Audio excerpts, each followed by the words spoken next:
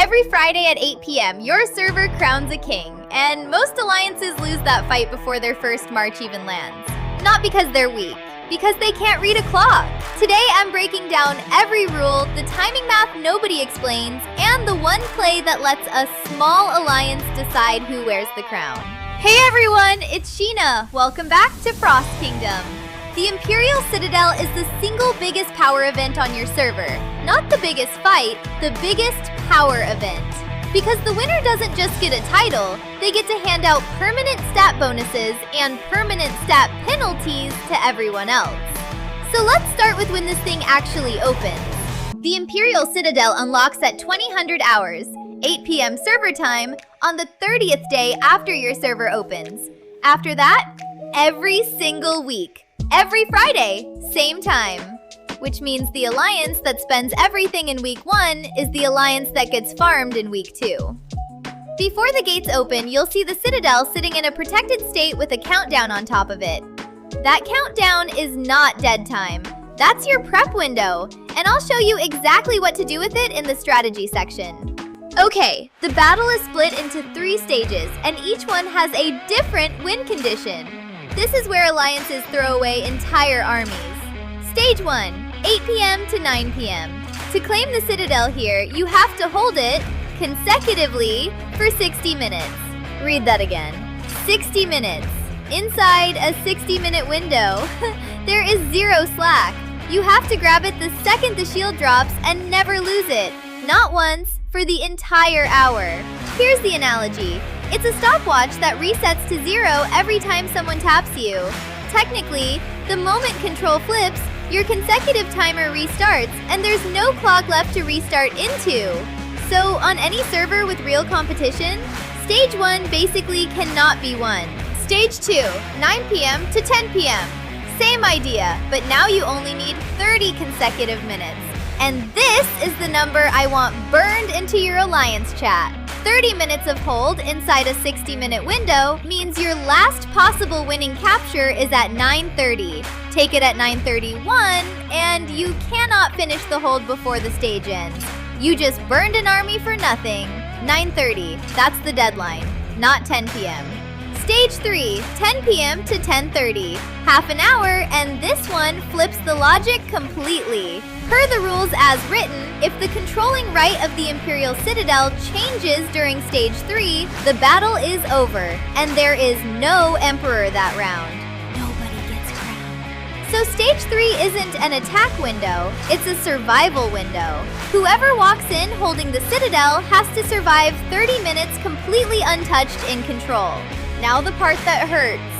30% of the soldiers you lose during the Battle of the Imperial Citadel are counted as heavily injured.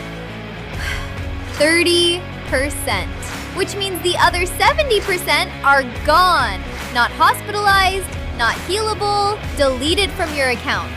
Simple version, every march you send is a purchase, not a loan. Technical version, your effective troop budget per Friday is roughly your training throughput for the week, plus whatever healing capacity and resources you've banked. If you spend more than that, your power goes down every week, no matter how many crowns you win. So 3 habits, right now. Bank your healing resources and speed-ups before the battle window opens. Never send a solo march at a defended citadel. It dies to the garrison and gives the enemy free kill credit. And rally at full capacity, because kill ratio is the only thing that makes those permanent losses worth paying. Now look at the map again. Really look at it. There are 4 arrow towers surrounding the Imperial Citadel, and most alliances treat them like scenery. They are not scenery. They are artillery. Those towers shoot into the Citadel, so if the enemy alliance controls them while you're sitting on the throne, they are doing damage to you the entire time without sending a single rally. And remember what we just learned about losses? Tower fire grinds your garrison down and pushes your defenders straight into the heavily injured pool. That's real troops off your account from a fight you're technically winning. You can hold the Citadel perfectly for 29 minutes and still get bled out by 4 buildings. Here's the analogy. Holding the Citadel with enemy towers up is like plugging a leak while somebody's still drilling holes in the hole. Technically, capturing the citadel satisfies the occupation condition, but tower control determines the sustained damage pressure on your garrison. Occupation wins the timer, tower control wins the attrition. So the rule is simple. Holding the citadel is not enough. You need the citadel and the towers. Otherwise, you're paying 70% permanent losses just to stand still. Alright, so you took it. What do you actually get? If an alliance holds the citadel, the alliance leader appoints one member as emperor. If a lord with no alliance takes it, respect, they're crowned directly. From there, the emperor can appoint other lords as officials, or brand them as unruly people. Emperor and officials gain attribute bonuses. Unruly people get their attributes reduced as punishment. That's the real prize. Because think about what that does across a week. The winning side gets stronger, the punished side gets weaker, and then Friday comes around again. That's a snowball. Whoever wins week 1 walks into week 2 with a stat advantage they didn't have to earn twice. The Emperor can also award packs to lords who made outstanding contributions in the battle. And the Emperor and officials can issue nation policies and decrees, which cost silver coins, funded by the nation treasury that lords donate into. So yes, you can absolutely win the crown and then discover you can't afford to use it. And Rule 13, my favorite one, lords who are dissatisfied with the current emperor and officials can make trouble for them. The crown is not safe. It's a target you volunteered to wear. Okay, here's the playbook. Move 1, relocate before Friday. March time is the real currency of this event. If your rally takes 11 minutes to land, you don't have until 9:30. You have until 9:19. Teleport your fighters in tight during the week.